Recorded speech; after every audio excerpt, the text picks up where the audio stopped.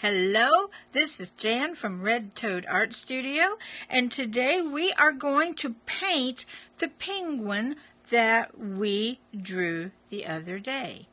Now you can either go back to that video and see how to draw him, or you can download our free instruction sheet, and we'll put a link to that in the description box. So, let's get started. I decided I wanted this cute little light blue penguin. Now, in our video, we had a dark blue, almost black penguin. So you can paint or color your penguin any color you want. So, let's start out. Today, I have a size 5 My Artscape brush. I have some mixed media paper. I did that in the beginning so I could decide whether I wanted to use markers or crayons or colored pencils, whatever I wanted, but today we're going to use watercolor. And I'm also just going to use my little set of Crayolas to show you that you can make some beautiful pictures with the Crayola set that we buy for our kids to take to school. So I'm going to use the light blue. It has been mixed a bit with water to make it a lighter blue yet, so that I can use a darker blue from the same color. This is a darker blue and a lighter blue from the same pan of paint in our Crayola set. So I'm going to start out with light blue and cover all of this section here. Let's see. Always have a test sheet of paper, so that you can see if you have the color you want. And now we are just going to paint this guy. One solid color on his backside, up around the top of his head here.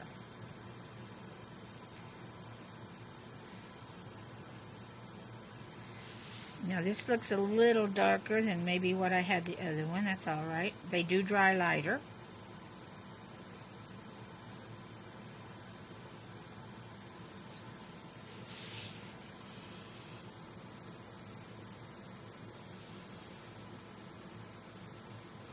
And just work your way down till you've covered all this back area.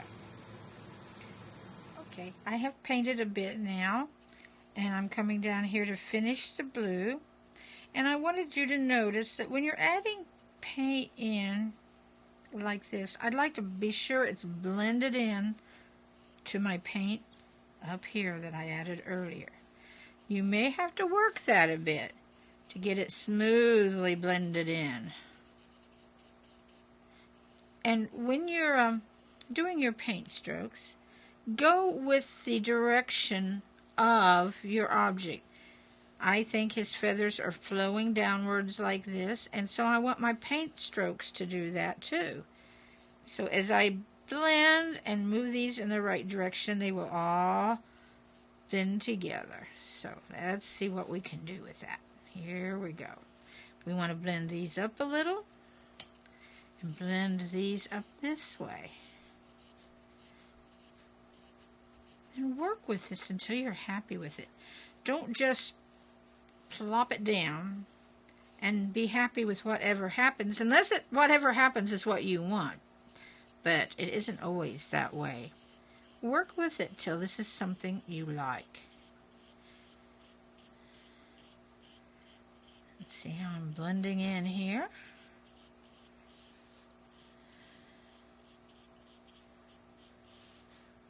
Trying to get it nice and smooth.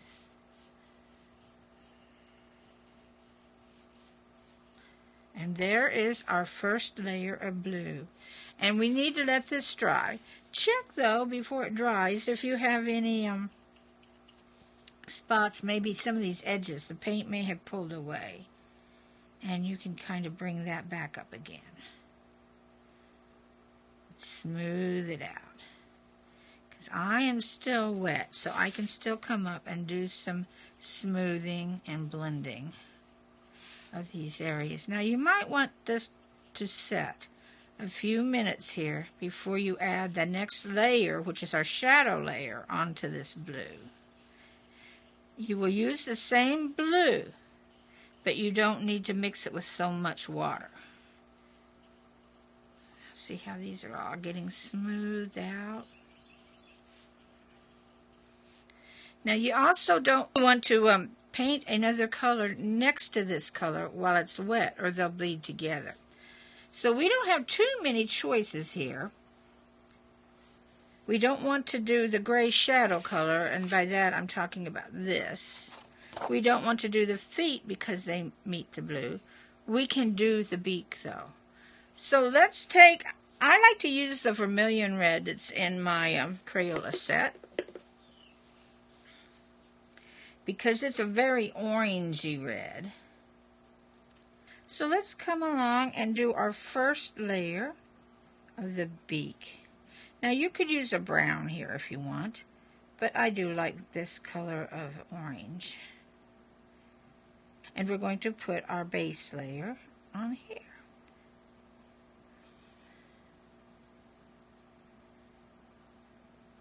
This is a very easy picture to paint. Not too many colors.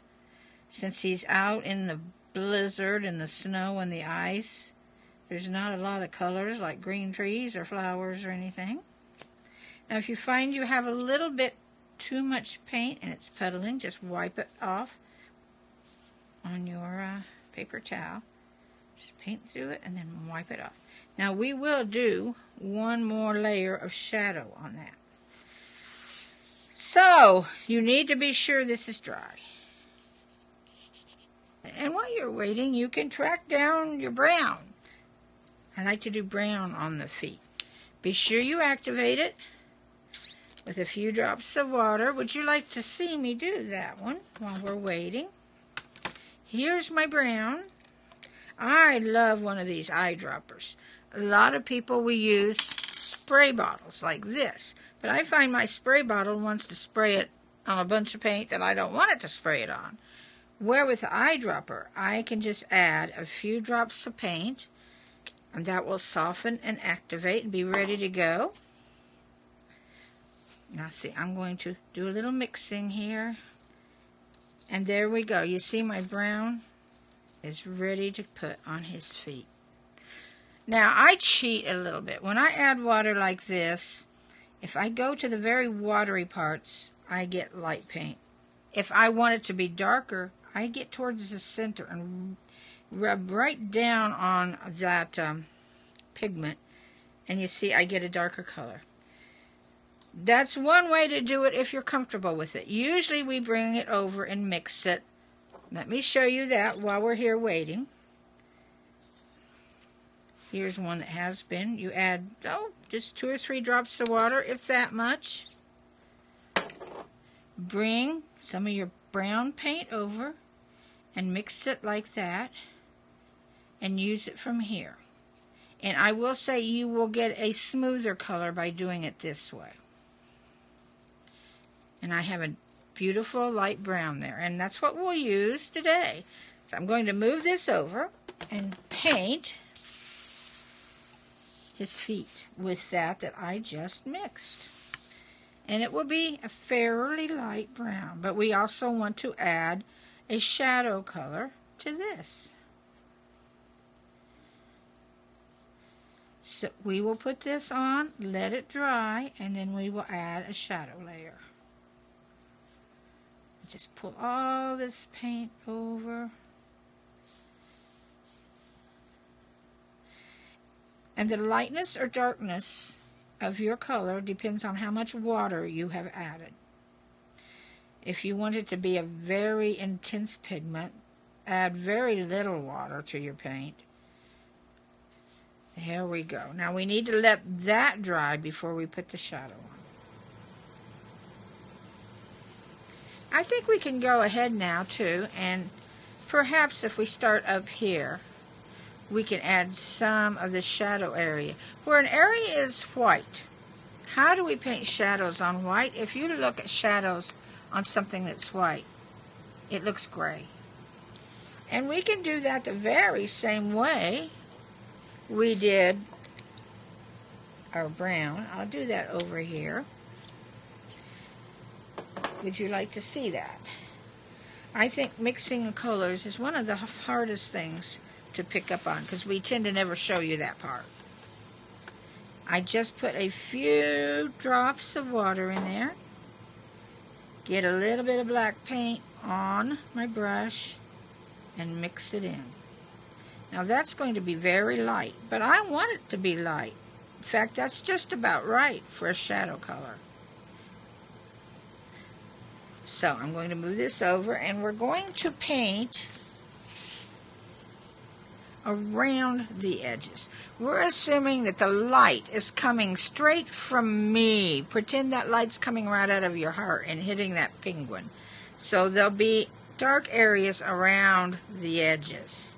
We aren't worrying about whether light's coming from the sun or something else from a different direction. We're just thinking the brightest light will be things that's nearest to me, and that will be the lightest color. So the edges will be where we put shadow, and very lightly put shadow. In fact, I like this shadow a little better than what was on my other penguin. I did my other penguin in art class where I was teaching some kids how to do this, and I move very fast usually when we're doing that because we're helping others instead of really worrying a lot about our own painting. So I like this lighter gray for this shadow, much better than what I had the other day. Come up around his cheek a little bit, give him some definition there. And then down around here.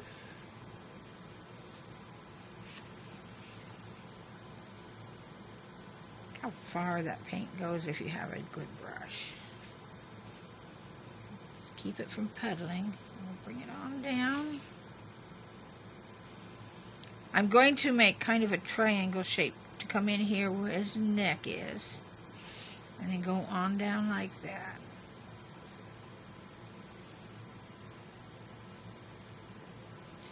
Around his little tummy. Get me a little more paint. Let's come around here. I know these shadow things are always tricky when you first start doing it.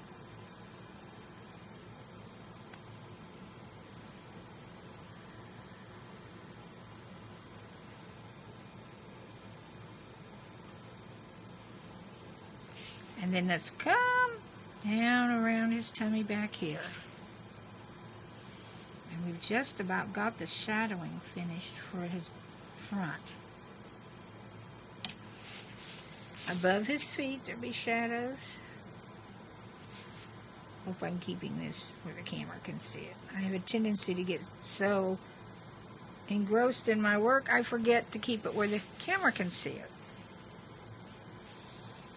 Sometimes I forget whether I'm even recording or not.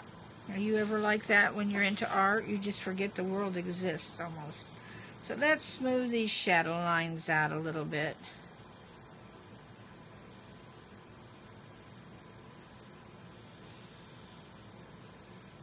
It's still wet enough we can smooth edges. And I kind of like to come in and smooth any hard edges I have on these. And it's just by kind of lightly twirling, I should say circling with my brush, will smooth those harsh edges. Unless you want harsh edges. Sometimes we do want a very strong, harsh edge. But I like soft edges on shadows and things like my cute little penguin. So I'm just softening all my edges up and down. And this takes a little time, but we're not in a hurry, are we?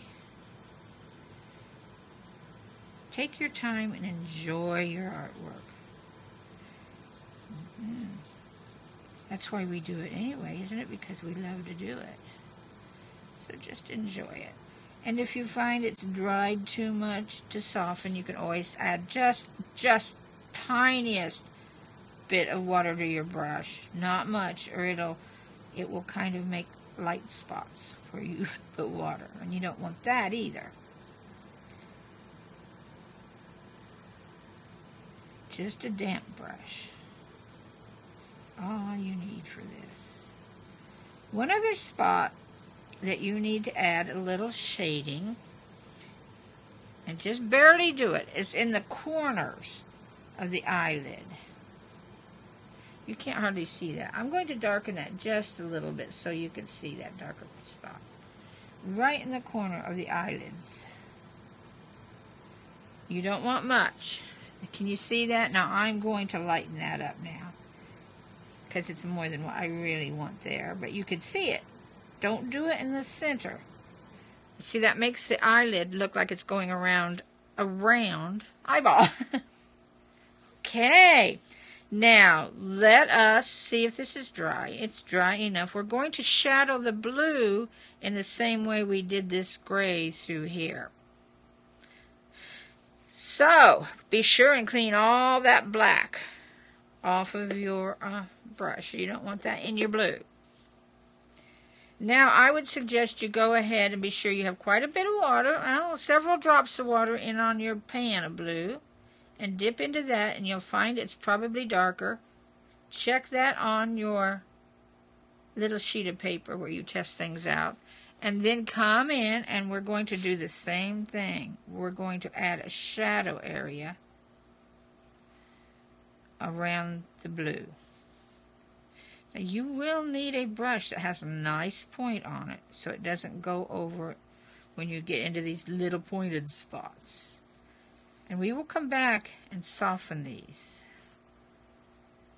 as we work this, just the same way we did on the gray paint. Take your time and do this as well as you can, but don't take too much time because you don't want it to dry too much before you soften it.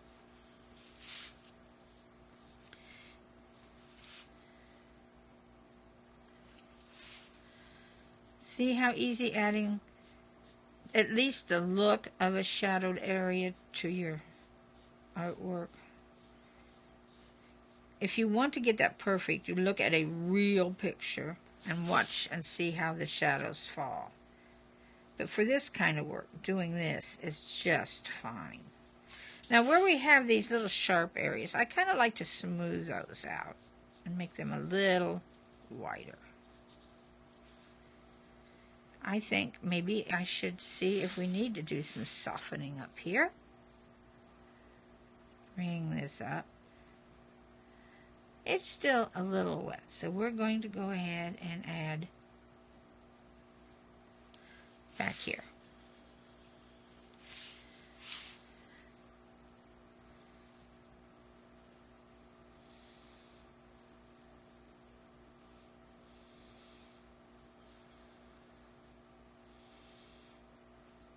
Now, right here where the tummy rounds and onto the back, let's do a V here. Kind of a V shape.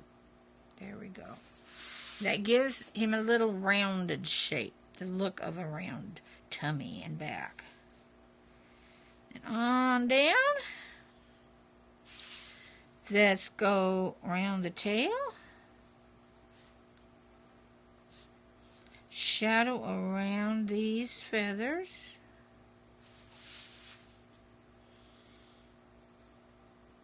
And then again, thicken this up a little bit where the tail meets the body. All right, now I think we're ready to go up and work on the flipper. So let's just go around the inside edges of the flipper, the same way we were doing the body, except at this top point. This is kind of like the top of your shoulder. It's kind of a circular round joint here that will have a highlight in the middle. So if we do a circle there and leave this a little lighter in the middle, it will give it it will make it look kind of like we have that joint there.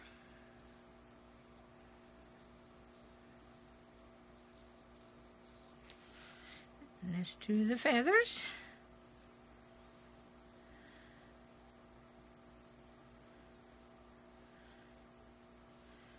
All right, now let's see if it's dry enough to go do some blending up here, especially here. This was a little wet.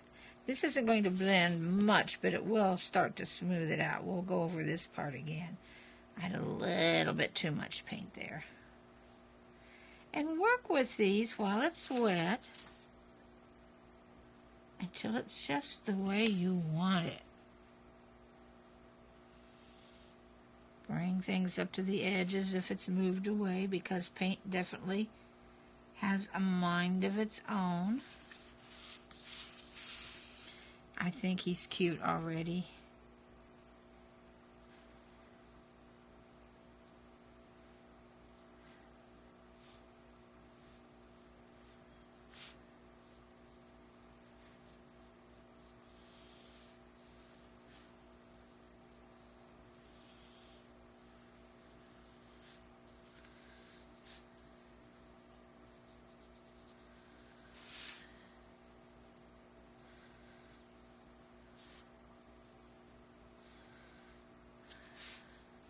Okay, now I'm going to go in and do the feathering effect. Now, I don't expect you to watch all of this, but see how that smooths that out now? That it's at this stage, I can feather it out till it smooths the edges. And we don't have such sharp edges. Can you see the difference that makes?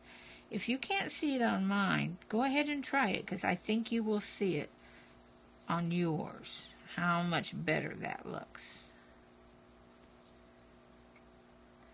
Now, on some watercolor tutorials, you'll see they keep saying don't overwork your art. And it's true. Once this gets to a certain stage of dryness and you try to do these things, you'll have to do it over, because it will just pick up all the color and you'll have white spots.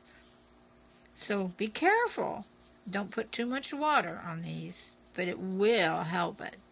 I don't know if this is what they consider overworking or not. It's what I always thought they meant. But I don't like these harsh edges.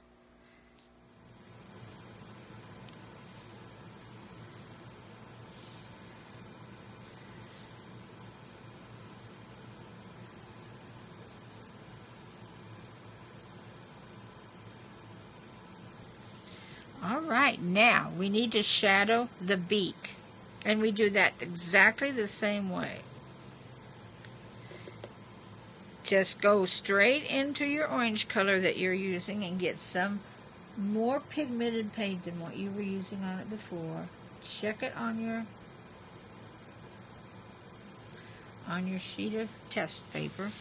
And we want to add a little shadow here where it attaches.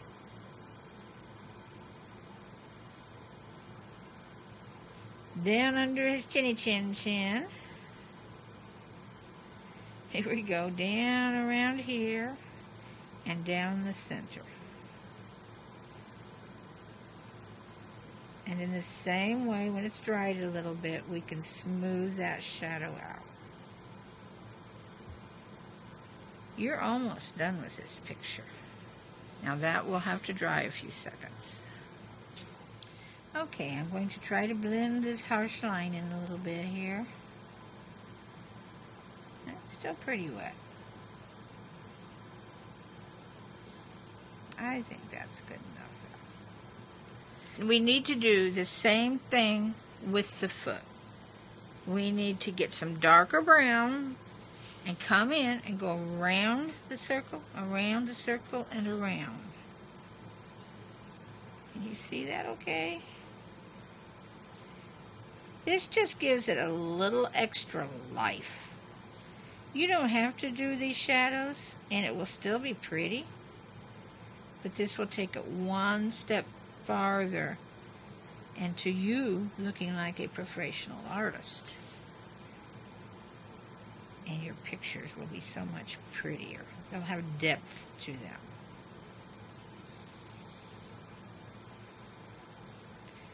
And around this circle here. We do still need to paint the claws, don't we?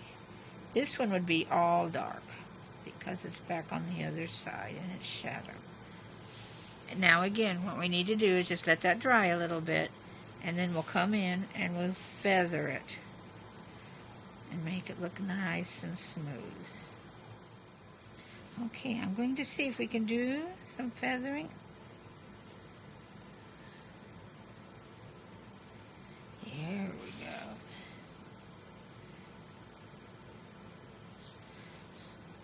Go around this one.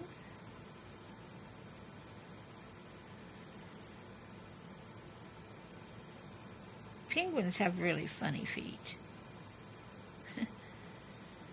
There we go. So this gives it a shadow and a highlight. Isn't that neat? Let's take care of those toenails, the claws. I'm just going to do mine a light gray, which obviously I already have mixed up.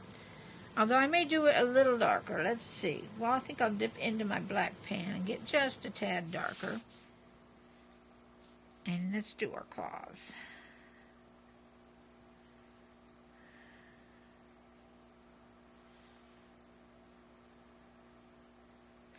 Now really we're done with the penguin at this point, except for letting him dry. I added the line for the edge of the pond and some snowflakes, and if you've done that, we can add just a little bit of color to show those up. Clean that black out. For this line, I would suggest your very light gray again. Snow is white, and if it's shadowed, it'll just be a very light gray. If you want to add some pizzazz to your picture, you could paint your snowflakes a very light blue. About as light, and just go through these, and now that wasn't very light, was it? But you know what? See, I got that darker than I wanted. Take your paper towel, just a little small point of it, and mop that up a little. And look at that. Whoops. Now I just kind of messed that up. Really messed that up.